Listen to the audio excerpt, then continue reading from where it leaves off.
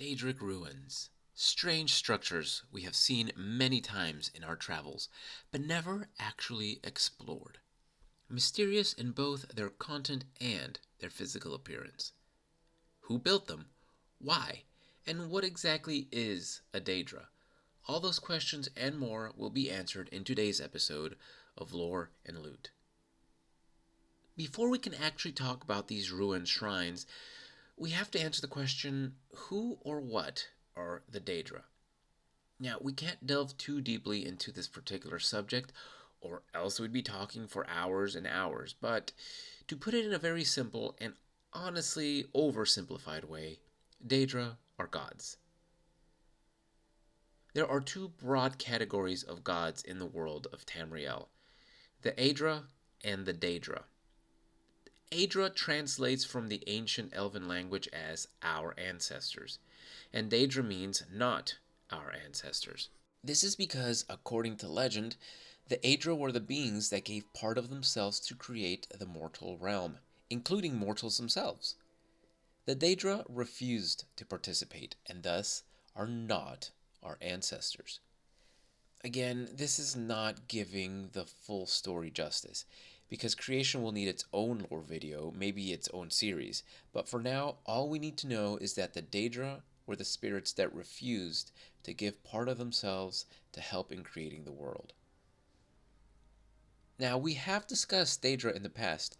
For example, we met Creeper, the scamp merchant in Caldera, and we fought a Daedroth in Enterdams in a Fighter's Guild contract.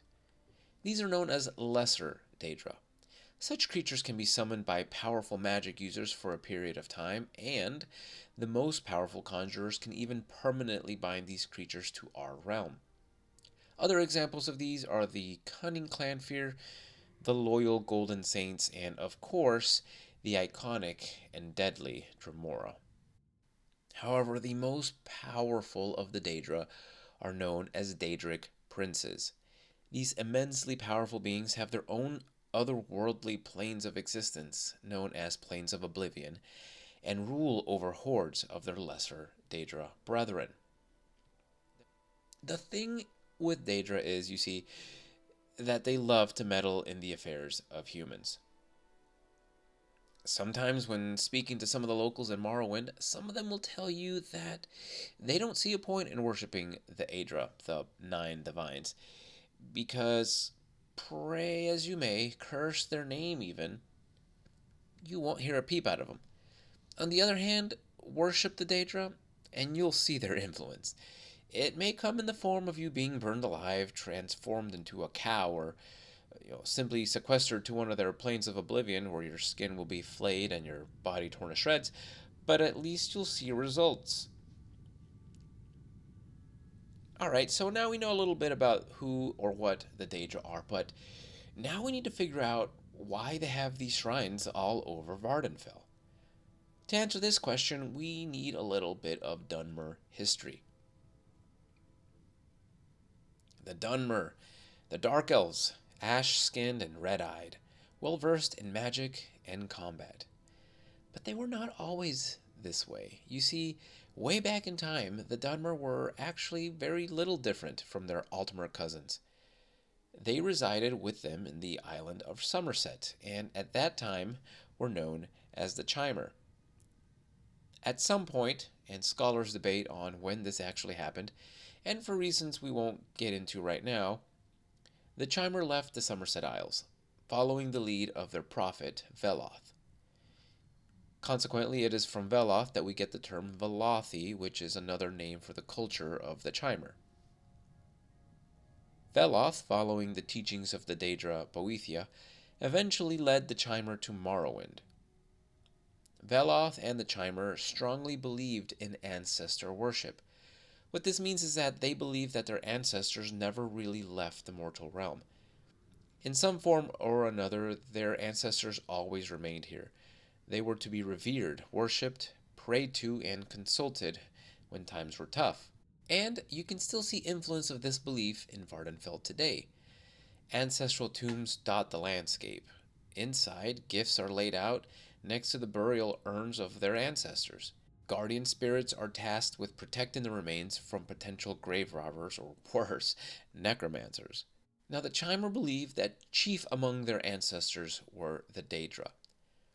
Part of the reason they left the Somerset Isles is because of this worship, which the Altmer found absolutely appalling. After all, the Daedra had not given part of themselves to create the world, and therefore they were not worthy of their worship. Upon arriving to Morrowind, known at the time as Resdayn, they found it already inhabited by the Dwemer. However, this did not stop them from settling here and creating a nation for themselves. We've seen in another episode, the one about the Dunmer strongholds, that they were ready, willing, and able to create large forts to protect themselves and their land. Now, although we are never outright told in the game, it is a fairly safe assumption that the Daedric Shrines were created by these very same Chimer when they first arrived in Resdayn. There are over 24 shrines in Vvardenfell. Most of them are dedicated to the so-called Bad Daedra, which the Dunmer call the House of Troubles, Mehrunes Dagon, Sheogorath, Malakath, and Molech Bal, though places of worship for other Daedra exist as well. The shrines, most of them ruins now, are dangerous places. They are still guarded by lesser Daedra, as they are probably drawn to these places because of their connection to the Daedric princes. Few of them are located near any sort of civilization, and you'll have to travel to the deeper and more remote parts of the island to discover these, although a few modern settlements have been built close to some of these ancient places of worship. Now, throughout our adventures, we may stumble across these ruins. And if we ever venture inside, we must be very careful, or else we will not come out alive. For inside, they can often be very dangerous. Now, the architecture of the inside is very unique. There doesn't seem to be any rhyme or reason to the actual structure. There are weird angles and pointy bits all over the place. There are also sometimes weird orbs that emanate strange fog, and sometimes magma flows from openings on the floor. In most of these shrines, you'll eventually come across the statue of the Daedra it was built for. These statues are enormous and ominous. Gifts and offerings will often be laid out by the feet of the statues, and taking them will sometimes summon lesser Daedra who will attack you for your theft. You may also discover the shrines inhabited by worshippers of the Daedra, and they will almost always be hostile to you. The outsides are dangerous, the insides are dangerous, but at least you can marvel at the grandeur of some of these places. Truly, the people who built these revered the Daedra and wanted to honor them properly. One last note, you may sometimes be able to parley with the Daedra if you approach its statue and speak to it. Some of these beings may even have a quest for you and will reward you very handsomely if you are able to complete their task. And that's the story of the Daedric Shrines in Vvardenfell. Now there's a lot more to tell about the Daedra, the Aedra, the creation of the world, the changing of the Chimer into the Dunmer, and why. But all those stories will have to wait for another episode of Lore and Loot. As always, I hope you enjoyed this episode, and I hope you'll join me again for the next one.